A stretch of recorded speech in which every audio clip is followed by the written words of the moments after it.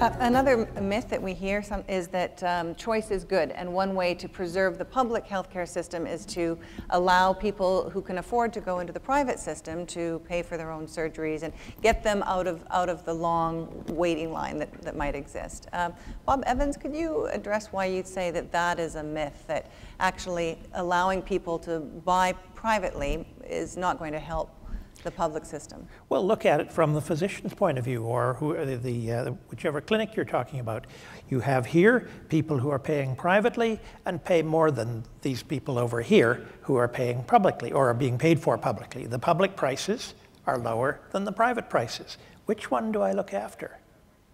I mean, it's economic nonsense to suggest that income-motivated providers are going to be just as enthusiastic about looking after the people for whom they earn less money than for the people for whom they earn more money.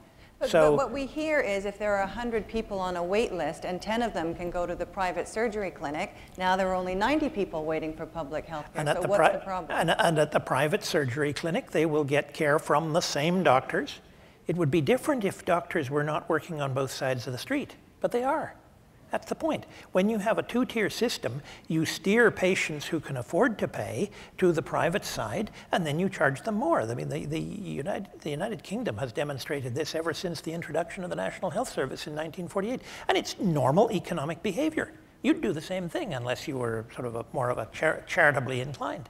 You say, well, I've got a group of people on this waiting list who have money, and they're willing to pay me, and I'm going to see them now, okay? And I'm not going to create new hours in the day from which I can now see these people privately and see patients as expeditiously on the public sector. There's a kind of a notion here that somehow if you privatize the part of the delivery system, doctors will appear from Mars. Just to expand a little bit on that from a physician point of view, and certainly I have had the experience of referring a patient to an orthopedic surgeon who then tells them, you know, you can wait for 2 years in the public system, or I can do it next week for 15 grand. You know, that you get those kind of choices, which in Bob's world I think is, you know, sort of an idiot's choice. Which would you do if you had the 15 grand? But in fact, it's a much more complicated situation that we're confronted with both as physicians and as patients when you talk about taking 10 people out of one line and therefore shortening the other line and things can go ahead. In Canada, we do have a genuine shortage of healthcare workers, including nurses, doctors, etc.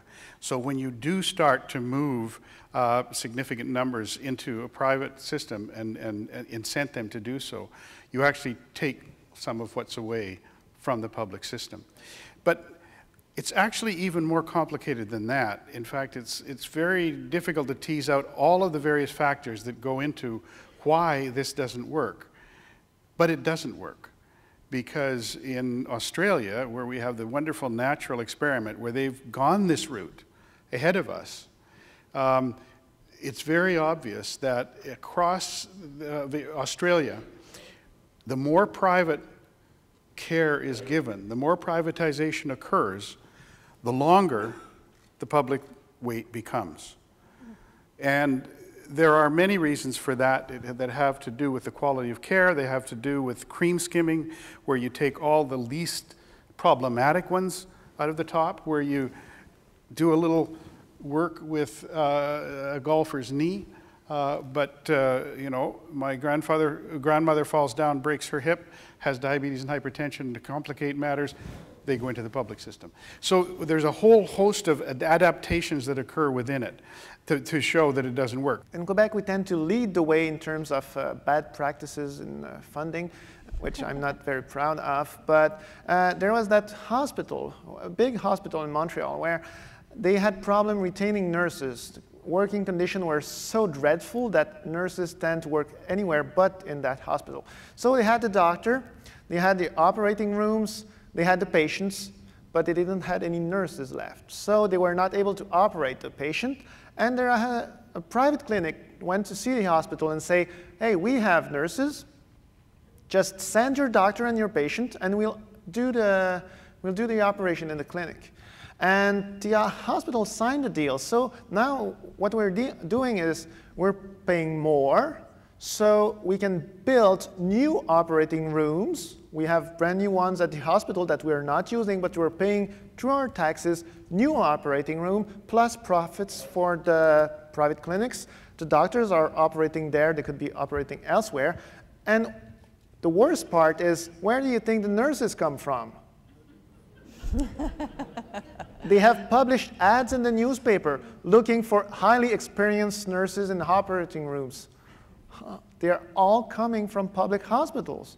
So now in other hospitals, you have nurse shortage even worse than what we had before. And I guess my point from this is that there shouldn't be a social dilemma for us, because that might be a dilemma if we had to decide, well, maybe if people are making more money, they should be, etc. The point is, it doesn't work. Not only is it wrong, but it doesn't work. So I fail to see the dilemma in this. Why would you introduce a private care system which, as Britain has proved, leads to lower quality of care, that, as Australia has shown, leads to longer, not shorter, waiting lists?